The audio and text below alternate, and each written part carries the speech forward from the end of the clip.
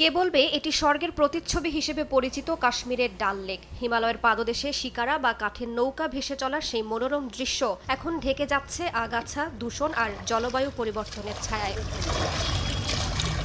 এসব পরিষ্কার রাখতে প্রতিদিনই কাজ করছেন সরকারি কর্মীরা। দূষিত পানির সংস্পর্শে এলেই ত্বকে অ্যালার্জি হওয়ার আশঙ্কায় অনেকেই গ্লাভস পরে কাজ করছেন।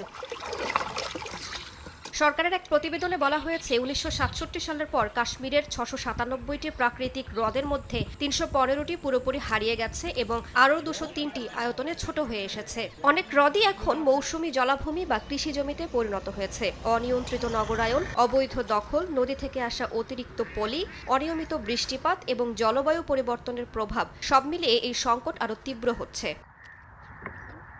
লাইফ বয় কিনে কল দাও টোল ফ্রি নম্বরে আর এক নিঃশ্বাসে গোল বলে জিতে নাও ফিফা বিশ্বকাপ ২০২৬-এর এক্সক্লুসিভ পুরস্কার।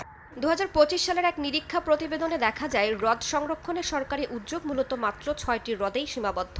২০১৭ থেকে ২০২২ সালের মধ্যে শুধু ডাল লেকের পেছনেই ব্যয় হয়েছে প্রায় ৪০০ কোটি রুপি, যা মোট বরাদ্দের প্রায় ৭৫%। অথচ বাকি প্রায় ৬৭টি হ্রদ কার্যত কোনো সংরক্ষণ কার্যক্রমের আওতায় নেই। কর্মকর্তারা বলছেন অর্থ ও জনবলের সীমাবদ্ধতার মধ্যেও সংরক্ষণের চেষ্টা চলছে, তবে অপরিশোধিত পয়ঃনিষ্কাশন এখনো সবচেয়ে বড় চ্যালেঞ্জ।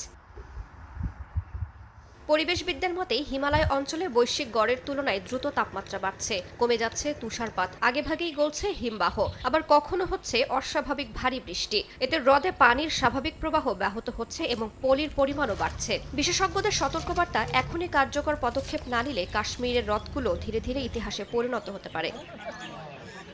রাইসা জান্নাত, সময় সংবাদ।